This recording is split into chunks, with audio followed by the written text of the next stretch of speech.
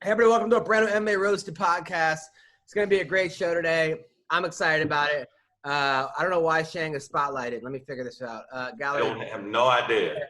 is There he is. Here we go. We got a great show. We got Dean Thomas here, the legend, the great coach, Hall of Famer, fighter, just a great all-around guy, by the way, too. Just solid guy. You would never know how much of a badass this guy is. He's one of those fighters that can kill you, but you meet him and you're like, man, who is this nice, bubbly, warm human being, just a good person. And then you see his fights, you're like, who the fuck is that guy?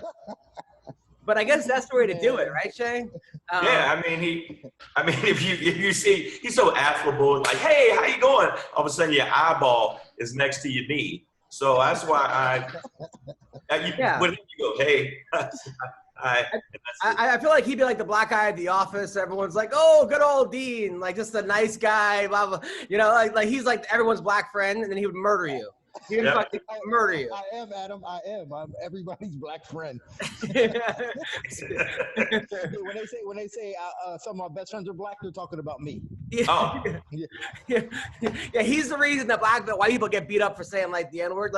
Oh, it's okay because I'm not friends with Dean, and then you just get fucking mollywopped. So, how are you doing, Dean? I'm good, man. I'm just I'm hanging in there, man. I'm going to Fight Island next week, so I'm excited about that. Nice. Wow. Who are you coaching over there? I'm not coaching nobody. I'm going with Dana and Matt. We're filming. Wow. You're going to be in the middle. Now, I know you guys are always getting in trouble in the U.S. You don't want to do that over there. No, I know. I know. They cut your fingers off over there. I'm not messing around over there. Dude, honestly, I've been all around the world, and the one place I couldn't wait to leave. This is not where Fight Island in Abu Dhabi, which I think is really nice, actually. I've been there too. But was Saudi Arabia. Because we went to a place called Chop Chop Square, where if you get caught, stealing, they chop off your arm. This is their Monday night entertainment. The whole city comes and watches people get, their leg chopped off or their arm or their dick if it was rape. And then you have religious police walking around making sure you observe the Quran, as well as regular police. Yeah, that was a crazy place. So that's where you're going? Yeah, that's your baby crying? Yeah, right in the background. In the background. Man, I did a deep dive on you last night about all the stuff you done, man. You done a ton of shit, man. Yeah. Man, I just get around. Listen, I don't ever say no to nothing. Wow, because I did a deep dive. I watched a bunch of your fights. I watched some of the interviews you did, man. Yeah, you have been all around the game, all around. Yeah, I'm not done yet, man. I feel like I'm just getting started, but just at a different level. You know what I'm saying? Just a different perspective. By the way, Dean, this is Shang. I don't know if you know Shang. I'm sorry. Hey, what's going on, man? I've heard of him. Yeah, there you go. Yeah. Dean actually, by the way, Shang, something you didn't know was this dude does stand-up comedy. And, I saw his impression. I saw him do an impression, man. I was surprised because Stephen A was pretty much on point. It was preposterous. Oh, you saw the Stephen A? His Stephen A shit was hilarious. The uppercut. Yeah. I would love to fight him. I would love to fight Stephen A just to show him that. So Dean, so last time we talked to you, you were opening up your own gym. And it was right when Corona happened. And we were like, oh, my God, this is maybe – you left American Top Team, which is the most successful gym in the world, arguably, to open up your own spot. Did you find a spot? Did you find a place? How's that going? Well, what I did, man, is I did some gangster shit here. I just rented out a big house, and I'm converting a garage into a training facility. So then the people that I train just live with me. Wow. So that's what I did. Amazing. Good. Yeah. Wow. And so far you're 1-0. Yeah, so far I'm 1-0. Because Jillian Robertson, by the way, who I think she's smoking hot. People underrated hot as far as looks wise. But her last fight, Courtney Casey's no joke. And she took her down 10 times in that fight? And Jillian's not even known for wrestling. Was that your game plan? Yeah, that was it, man. We're taking everybody down and choking everybody out. That's what we're doing. That's what I'm doing with her. If she gets you down, she's choking you out. So it's just a matter of getting them down. So we've been working on that. But was that you watching Courtney Casey's fights and being like, you know what? Her takedown defense is not on par with what we can do. I think we can expose this. Yeah, we pretty much knew that she didn't have a good takedown defense. And then hold on a second, man. What's up, man? Elevator for the 8th floor? Oh, it's right over there, or which on the side. And who else is part of you? Who else is part of your cult? Greg Hardy. Wow. Shorty Torres. Love Hannah him. Goldie. Yeah. Wow. So, wow. So I don't know if you know Greg. So Greg Hardy, by the way, Shang. I know. He was an NFL player that had some issues. I know he is. Just call it there. But his upside in MMA it seems like it's through the roof. It seems like unlimited potential. He does, man. It's just, it's hard.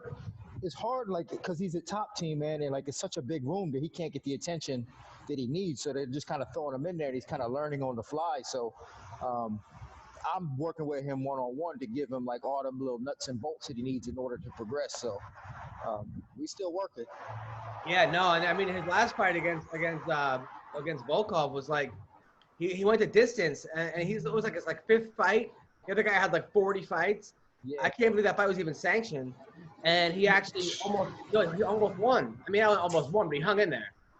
Yeah, he hung in there. He had a broken hand too. I didn't really want him to take the fight because I was like, dude, you're gonna need both hands to fight this guy. I mean, like, let's face it, he's better than you. You need everything you got, and he wanted to fight. So I said, man, go ahead. Wait, so you knew he was going to the fight with a broken hand? Yeah. Wow. You're an awful coach. Fucking pull him out of the fight. Are you crazy? Well, if it makes any difference, I didn't go to the fight with him. Oh, I stayed back. Yeah, I stayed back.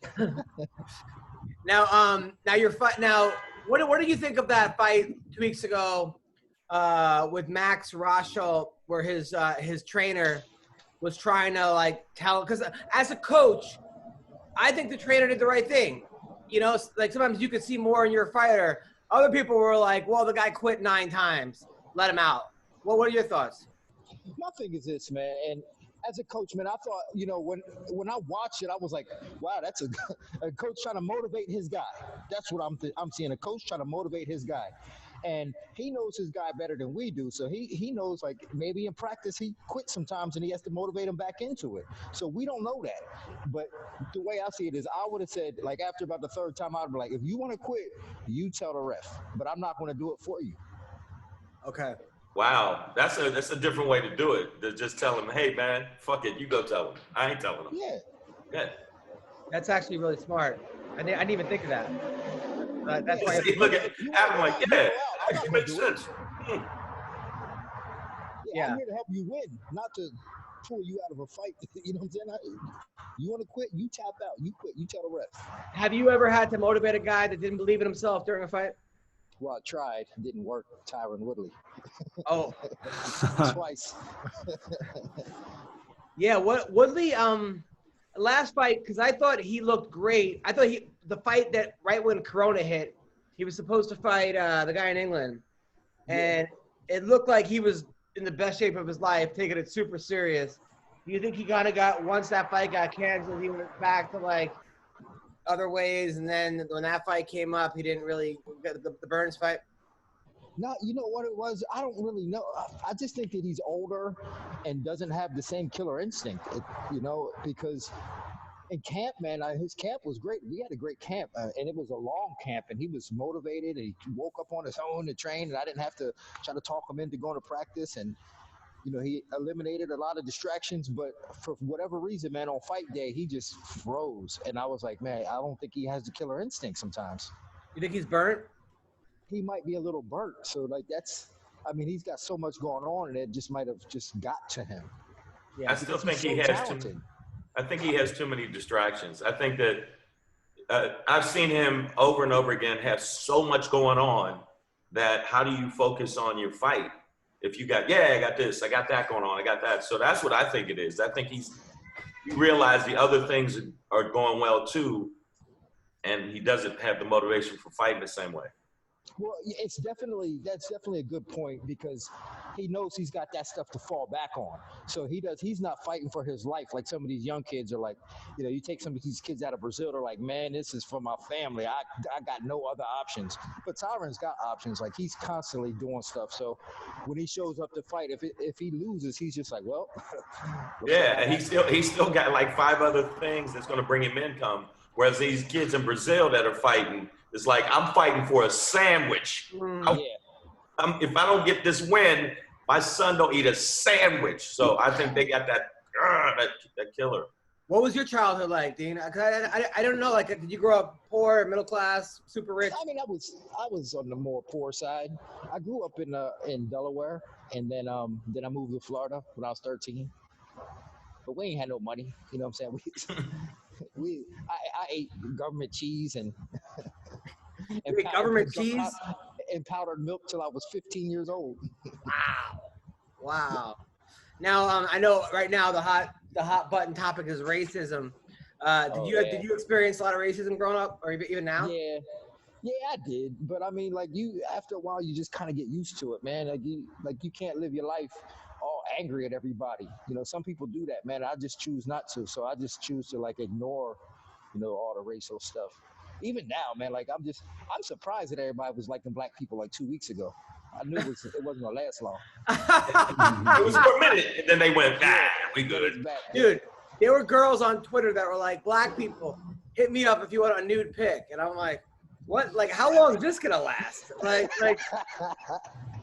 I'm like, this sounds like a trap. Bullshit. It's bullshit. After it stops trending, they won't. That'll be it. Yeah, that's right. It was like fuck a black dude Tuesday or something, and I'm like, which is not a bad thing. That part I'm not mad at. I kind of like that part. Yeah, but I thought it was crazy, man. Like, I don't know. I feel bad for? I feel bad for Kaepernick because he ate shit for a long time because of this. And now they're like, oops, you were right. My bad. Yeah. Yeah, my bad. Yeah, no, it's crazy. It's great. The whole world. I mean, it's just I can't wait for it to get back to normal. Just on my marriage alone, there's like looting and racism and fighting. Yeah, you've been divorced, right? You've been divorced. Yeah, I'm divorced. Yeah. How long did your marriage last? We were together 2 years. 5 years total. I was with her 5 years. How'd it go from 2 to 5? No, we were together 5 years. We were married 2 years. Oh, okay. Yeah. That's a long, long time ago. And fuck her to this day. I mean, yeah. Damn. Yeah, to this day. I hope she get hit by a car and raped by pit bulls. I really. Wow. Like the rapper or actual? Yeah, no, not the rapper. I mean, actual pit bulls. I mean, just pit bulls have been fed Viagra and then just let them loose on. Oh my God. Yeah, a little bit of bitterness still, but I think that the main thing with me was, it's like I'm very like almost gang member loyal. Like I'm very loyal, and I don't play that shit. I don't play that. Nah, you with me? You ain't. Don't do that. She was cheating on you? Cheated on me, yeah. Oh. Then wanted to go to counseling. I said, I'll probably kill you and the counselor. I don't want to choke you out, and then the counselor try to stop me. Then I got to get them armbar their shoulder out. That's wrong. How's she gonna cheat on you and then want to go to counseling? It's like that's the goofiest shit in the world. Yeah, I know. Let's just go talk about how he ate me out. Let's just no. And then Dean, you were married too, right? Yeah, I still am technically, but we kind of like separated. Was that the girl with the cowboy hat? No. This is my mother's son. Your mother's son? Yeah, nobody. But you're married to your mother's son? Yeah. Isn't that your brother? No. What are you talking about? Oh, no. Your baby mama's son. Right. He said his mother's son. His son's mama. My baby mama. Oh, he said his mom's son. That would be his brother. I was like, what kind of? Maybe I didn't do enough research on you. I did a lot of research on you, but I didn't do that. What are you talking about? Yeah, you're right. It's my baby mama's son. Yeah. Oh, got it. Your baby. Okay, I wanted to ask you a quick question. I just want to ask you a question. I watched a ton of your fights. It's weird watching like your progression And your ground game was no joke, man. Like you was putting motherfuckers to sleep. You know what I'm saying? And like as soon as you got them into, it was like, it wasn't like, oh, they worked their way out of it. It's like, they're done. Well, I've always considered myself a ground guy, but not because like I wanted to do jiu-jitsu, but and this is something that me and Duke Rufus talk about all the time. The easiest and safest way to finish a fight is to submit somebody. I mean, there's no questions asked about that. Like, and it's safer because like on your feet, you can get knocked out, trying to knock somebody out, but trying to submitting somebody is like, all right, game over, and they're on the ground, and it's the easiest way to finish somebody. So like, I've always felt that way throughout my entire career. Even back in the late 90s when I started, I was like, oh, I like killing people. I watched a fight. Let me find out. I wrote it down. The dude, there was a dude, I think it's Ken Allen, or I think it was like literally, it was as long as one of your earlier fights. You literally, it was like, you got him, sleep. It wasn't like, oh, he tried to get out. Nope. As soon as you got him on the ground, so you got him in that position, he was asleep. And he just slumped away. And there was no way to say, well, he still was awake. No, he was asleep. Yeah, and like it's just, to me, like I said, it's the safest way to win a fight, without risking getting knocked out, So, and not to say that I didn't like punching people. I do like punching people, but I also like punching them when they're on the ground too. So, I just violence. So your fight house, right? Are you making meals for everybody? Are they living there? Well, some of them, like right now, Shorty Torres is living there. Jillian Robertson actually lives in the same city, so she just comes over twice a day. Hannah Goldie's staying there for a week. She stays for like a week at a time. They're both hot. Can I move in too and have nothing to do with it? I got you. Nice. Greg comes up on weekends with his sparring partner, so like it's just like it's like, I don't know, it's like transient. Like people come and go. It's like an Airbnb. Now, I mean, is there like a chalkboard where you're like 10 o'clock, Jordy's 11 o'clock, Hannah, like, is that how it is? It's kind of like that. I just keep it in my head, though. Wow. And so are people playing video games and not fighting? Is it like a dorm? Well, Greg brought up it's kind of like a dorm. Greg brought his little brother with him last time, and he was like, he stayed in the living room playing video games the whole day. Wow, that is hysterical. This is like are you guys filming this? It sounds like this is like a reality show. I want to, though. Well, Greg's doing like a documentary on his next training camp, so he's going to be bringing a camera crew over. It's like the real world of MMA. Yeah. It's like people from people from all different. I mean, Greg Hardy was like in the NFL. He was like at one point like the biggest thing in football, or one of them. Shorty Torres is like this little guy who was like a Titan FC champion who like fights in Bahrain. Hannah Goldie is like this hot ass woman who has like an OnlyFans account. I don't even know what's going on there. Jillian Robertson is like a down low freak. She got like red hair, shows her ass, but then you don't know what the fuck she's going on. And then you're like the camp counselor. I like this, man. It's awesome, man. I'm telling you, it really is awesome. You know who was down last week too was Zoila Frosto was down to train with the girls. Another great fighter who Strike Force, Bellator vet. Yeah. I like this camp. This is cool. Yeah. So who do you like? You like Gilbert Burns or Usman? Oh man, honestly, I think Gilbert is the more well-rounded guy. I think he's more dangerous, but Usman just seems to have everybody's number. And I kind of feel like Usman is just going to have Gilbert's number, just going to slow him down, slow the fight down, and just win the rounds. Yeah. Yeah, that's probably what's going to. Now, Usman left and went to Colorado, and Burns stayed at which was the Black Zillions. It's now something else. Yeah. Now, what does that tell you? I don't know. I think Usman was probably halfway out anyway. I think Usman likes to do his own thing. I think he's like the mastermind behind his own training anyway. That I think he just, because I'd always see him like with different guys anyway, and training with different people. So I think he just wanted to leave and just no problem at all. Right, but Burns called him out. You think Burns maybe had his number in sparring? Man, he had to. Yeah. Well, to call him out, but I think that's a mistake. I honestly think that Usman is going to not only slow him down, he's going to out wrestle him, and he's going to get him on the ground, and he's going to fucking wear him out. I just like we were arguing about that. Me and a couple people were arguing about that. I'm like, no, you're sleeping on Usman. Usman wrestled his ass off. Like, the motherfucker, if he gets you, it's a wrap. You know, and what he did to a couple people, that I was like, oh, whoa, don't sleep on his wrestling. His hands is good, but not like his wrestling.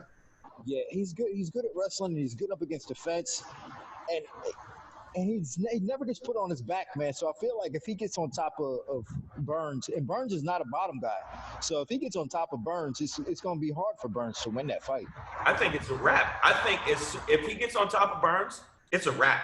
It's done. I mean, I know some people think, well, Burns, he called him out. He's just something he knows. Nope. Once he gets him on the ground. I don't know, man. This guy won 6 out of 7 fights. Usman, barely beat Colby.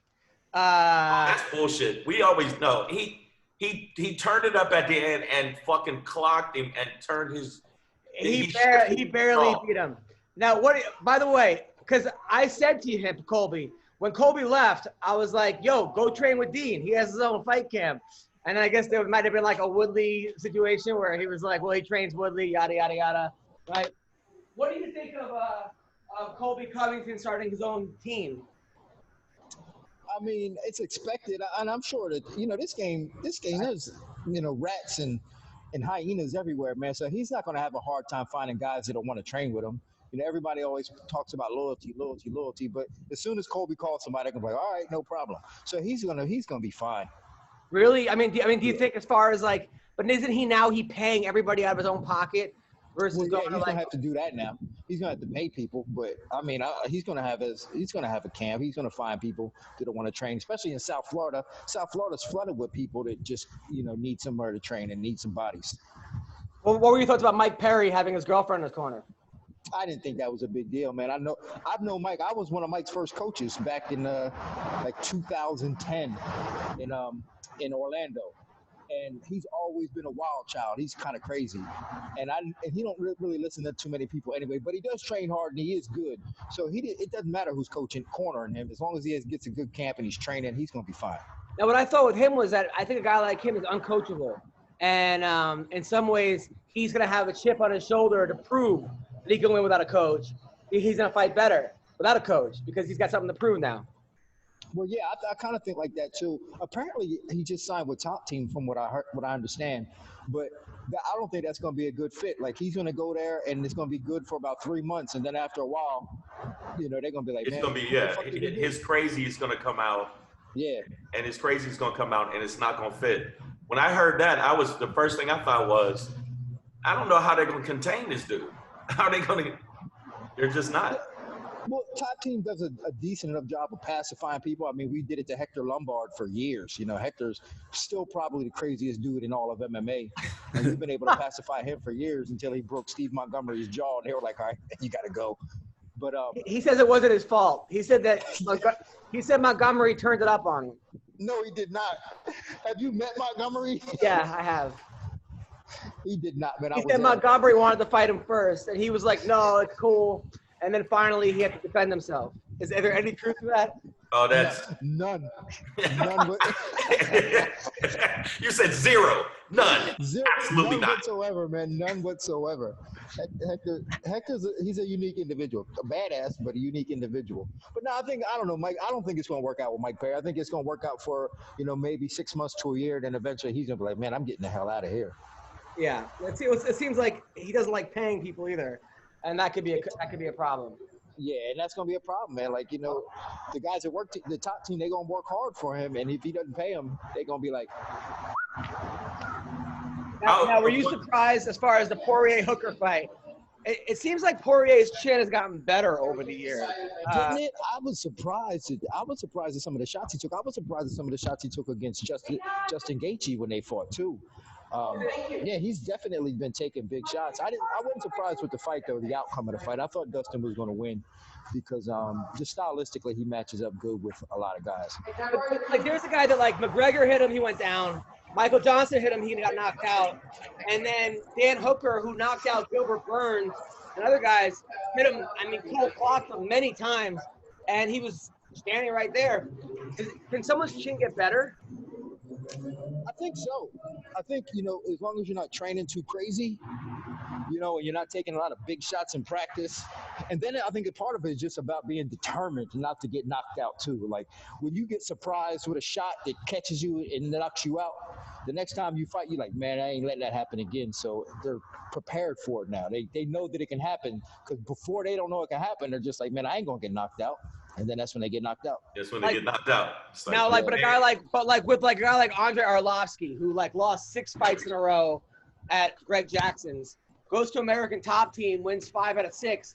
His chin all of a sudden is amazing. Mm-hmm. Was that you telling him how to roll with punches better?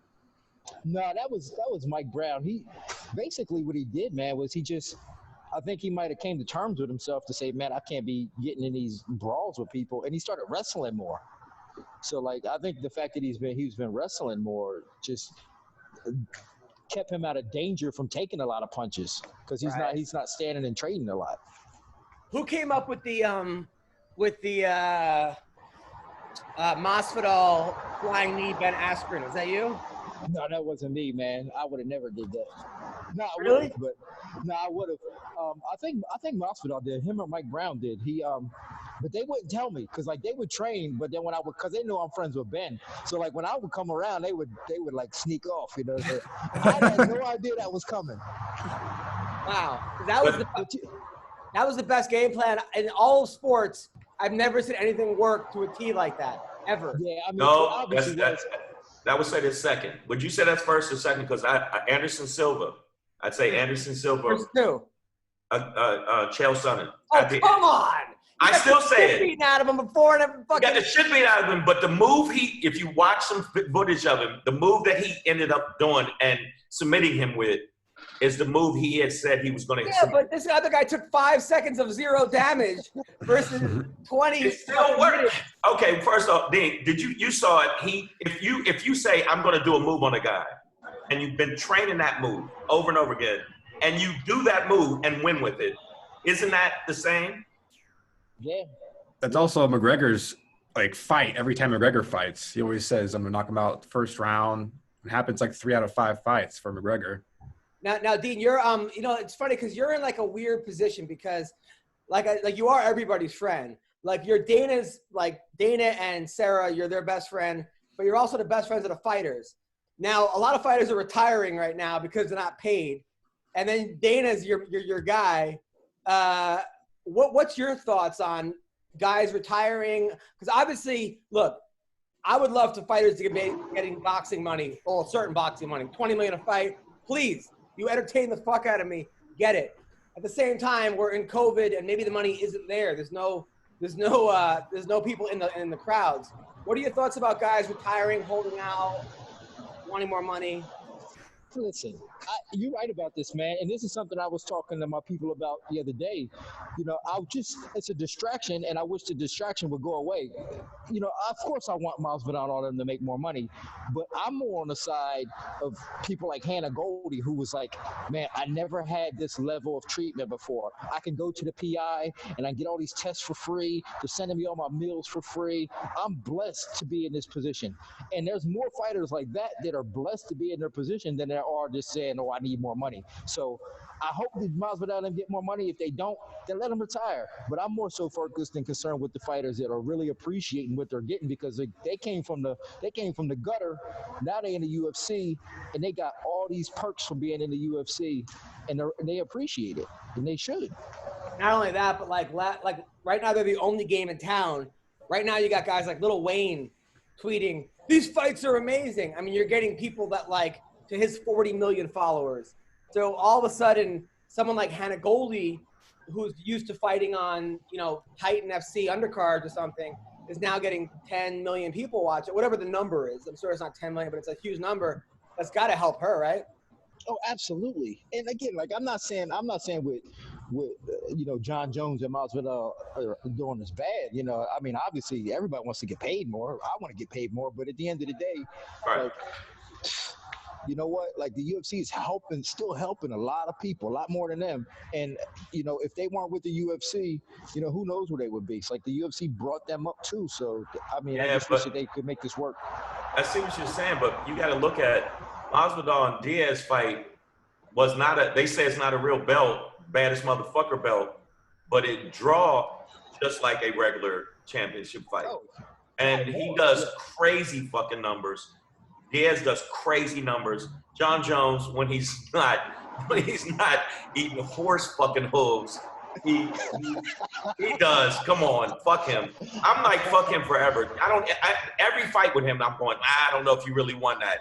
I don't know if you won that or not. He wins it. He wins these fights. Yeah, but look, he always do some dumb shit. He's the quintessential guy that you're just like, oh God, why? We're in a lockdown. You're not allowed to leave your house. He's driving drunk and shooting guns.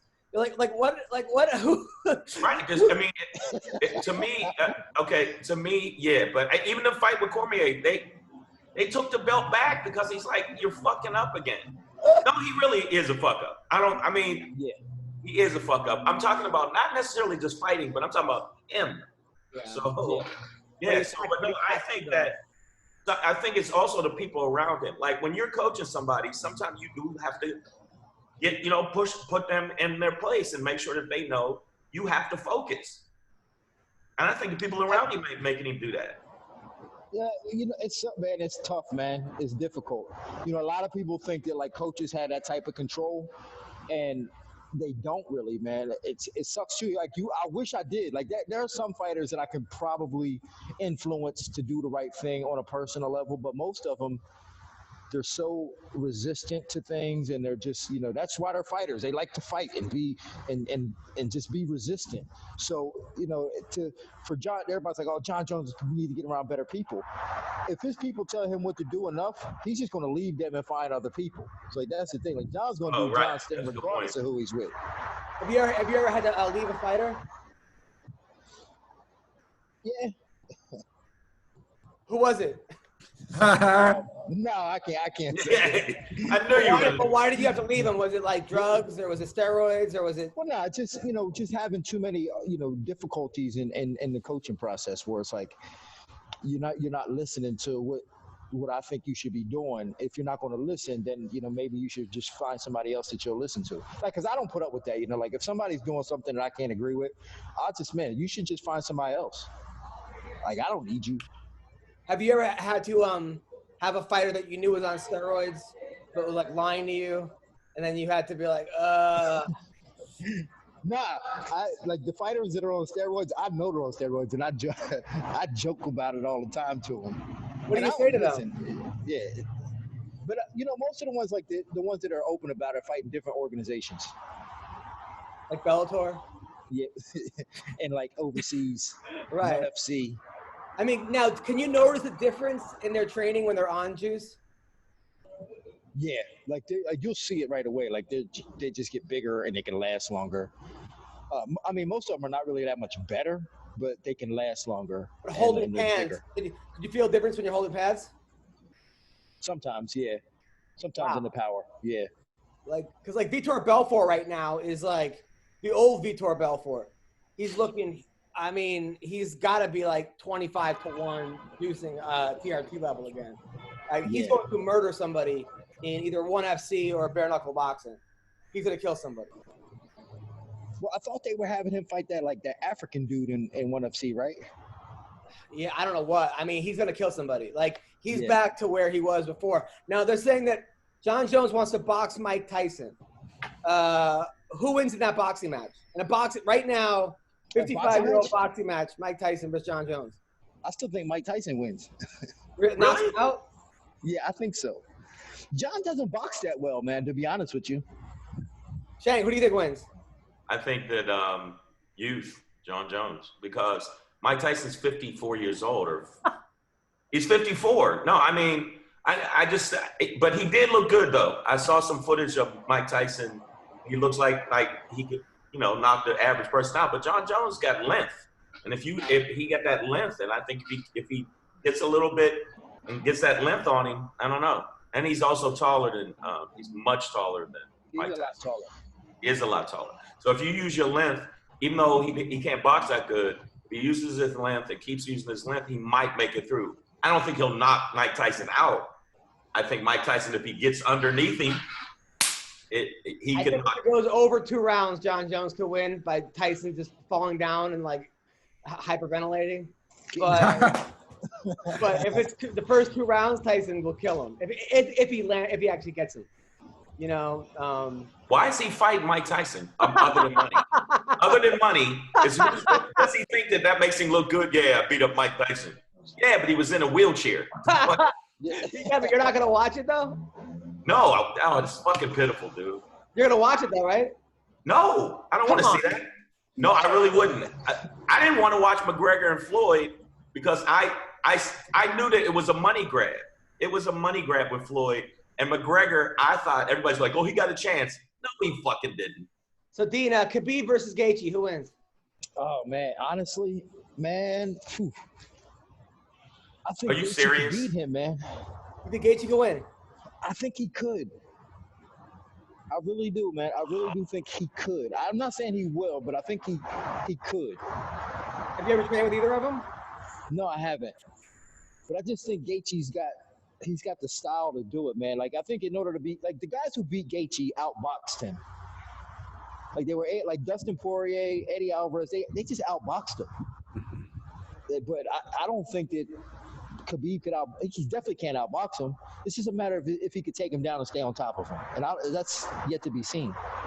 I'm kind of with you, although, I mean, the new Gaethje, because I feel like Khabib makes 0 mistakes, maybe 1 or 2. Gaethje makes like 75. But he's that good where he gets away with all of them most of the time. But now this new Gaethje makes like 10 mistakes. So, you know, it seems like he's a lot smarter. You really think that? I think that it's going to be, I'm going to maul him. He's going to maul him. He's going to get him on the ground. He's going to get him on the ground and maul him.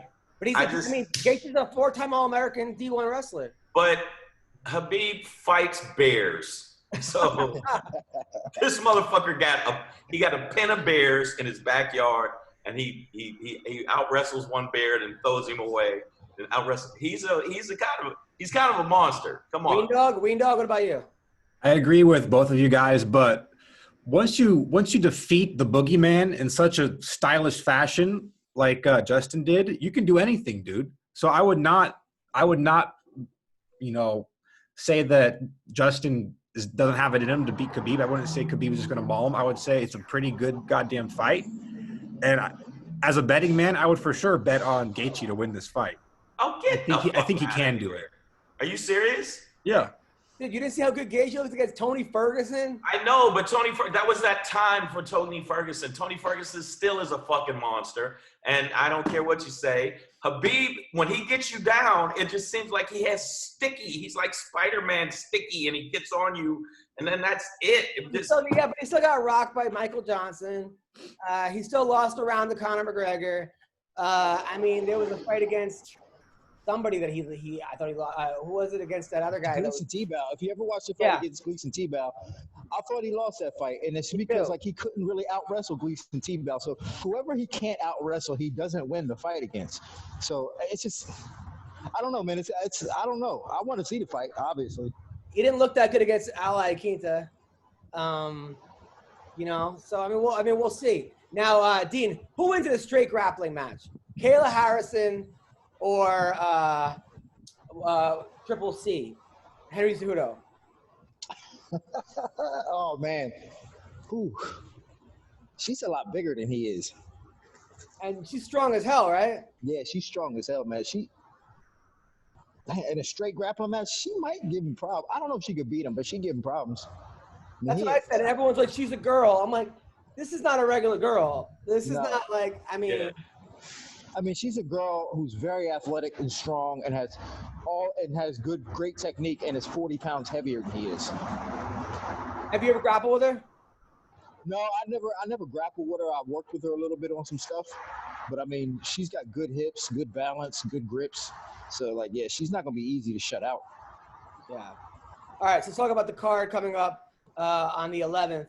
Also, we got Volkanovski versus Max Holloway. Everyone's picking Max Holloway. Really? I'm like, why? Volkanovski won that first fight, and he looked like, I mean, this guy looks like he's unbeatable almost. You know, I picked Volkanovski to win the first time. I studied him for that fight, and I said, man, I think he's going to beat Max. Everybody's, oh, you crazy. I said, no, man, watch. I don't see how Max could fight him differently and win. I don't think Max has the skill set to fight any different and win. I think it could look very much like the same fight. Shane? I think Max Holloway is going to get beat, but I think he's going to change it up a little bit. But man, Max Holloway's the shit. I'm still think he's the shit, but I don't think he's going to win. I think it's going to look exactly the same, but a few tweaks. If he catches him, because I've seen Max Holloway's a fucking machine, and I've seen him when you thought he was done, he's not done. So I just think that it's going to be the same thing, but I still think it's going to be a good fight. Now, that's a fight that I do want to see. That's one of those fights I do want to see. Man, I love both of these dudes so much. They're both genuinely good guys. They're fun to watch, exciting fighters. I really, really am pulling for Max to win this fight just because I love him so much as a champion. He's always so fun to watch, but I honestly can't pick one. But if I had to pick, I would probably pick Max just because you guys are picking Volkanovski. And but I really want Max to win this fight. Why do Hawaiians like to fight so much? Like, it seems like that's like their national pastime is just get bar fights. Man, I've been over there and I fought one of them dudes. In fact, I fought Max Holloway's uncle. Man, them guys got hands like coconuts, man. All them dudes could fight. Everybody over there could fight. Did you win? Yeah, I won that fight. Was it a real fight or was it like a bar? I'm never letting them hit me again. Nice. Now, I heard Rachel Ostovich got popped for steroids. How the fuck did that happen? I heard it was like something that she didn't really do. Oh, okay. It was like it was like a tainted supplement. I don't think it was like a real, like a steroid. Like she wasn't like shooting in her ass. Yeah, her ass is, woo! Man. Like Hawaiian women are just, they all have kids at like 19. Wait, since we're talking about Hawaii, can I ask Dean a question? Sure. So I'm a huge fan of Looking for a Fight. And in the Hawaii episode, a good portion of the episode is just of Dana White standing on a cliff, hesitant to jump in the water. And it seems like he was up there for like 12 hours. Can you tell us like a little bit about that situation? Was he really up there for that long? And well, he was up there for 3 hours. Okay. But it felt about like 12 because like it was daytime when he walked up there and everybody was cheering him on. By the time he got off, by the time he walked back down, they call it the walk of shame. It was nighttime, it was dark, and everybody was booing him. Like everybody either left or was just booing him. And I felt bad for him. Like Matt was like, man, we gotta let him have it. And I legitimately like felt sorry for him. Like, man, like let's not make a big deal out of this because I felt bad for him. He just scared of heights. He was scared of heights. He was scared to jump into I don't know what it was. Like, I mean, I get it because I looked down too, and then I was like, damn, I don't really want to do this. But then I just jumped. But he wouldn't do it. He would not jump. 3 hours, man. Wow. That's hilarious. This one quick question. I actually went the favorite that movie, the movie where you played a trainer. Oh yeah. Pretty much. I was sitting there watching the different things. Goes, that's pretty much you. I played myself. You did. It was like I was sitting there going, oh, that's him. Yeah. The whole time. Oh yeah, that's pretty much how he acted in every interview. Dude, he's crazy. He goes to the dime bar. There's 2 people in the crowd. He's like, I want to go up. I go, what? And he goes, yeah, I want to go up. He goes up there. He does fine, but there's 2 people laughing, and he goes, oh, I've always wanted the bomb. That was amazing. I go, this is fucking crazy. Like he's like, I can't wait to come back and bomb again. I'm like, what's wrong with this guy? Like, Adam, like this shit, like, well, when everything like clears up, man, I do want to start going back on stage again. I was talking to Preacher Lawson, and he was just like, man, you got to go up every night. You got to go up every night. So I was like, all right. Did he ever give you that shirt anyway? He did. All right, good. Yeah. Okay, see, the thing is that I think that you've already been through the fire as a fighter, well, right? BJ Penn is nothing. Why would you be afraid of anything?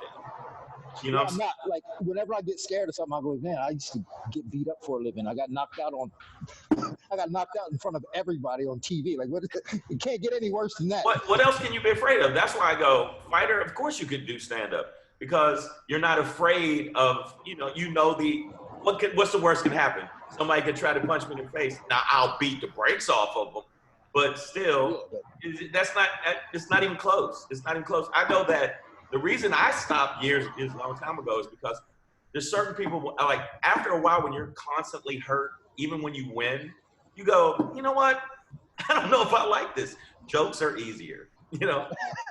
Like, you know what I'm saying? Like, it's like, wow, okay, my knuckles broke again. But guess what? I can tell a joke and I'm fine. Yeah, and that's how I felt at the dime. I was like, okay, so I bombed, but it just doesn't feel half as bad as like getting beat up in a fight. So this ain't that bad. Yeah. Well, listen, Dean, I know you got a ESPN interview. I just want to say thank you for coming on the show. By the way, when I went to Florida, he took me to the blackest restaurant I've ever been to in my life. It was so much fun. It was like Soul Food Sunday or something. We had the best time ever. We got to go back, man. When you coming back to Florida? I'll see you back there in late July. Well, when this all clears up and you come back, we going again. We'll probably hit another soul food spot. That was awesome. That was in Chang, and we, man, listen, anytime y'all in Florida, man, y'all come see me. Okay, yeah, I was booked there in Miami, and then I was booked in Fort Lauderdale, but I don't know when they're gonna, open things back up. I'm not sure. So, yeah. But I'm definitely down sure. Again. And I can go to the soul food restaurant, and I'll be fine. Yeah. You don't need me to go. But I can just go. I wish. So, definitely. All right, fellas, man. It was fun talking to y'all, man. I'll catch up with y'all. All right, man. Good talking to you. You guys are the best. All right. Take care.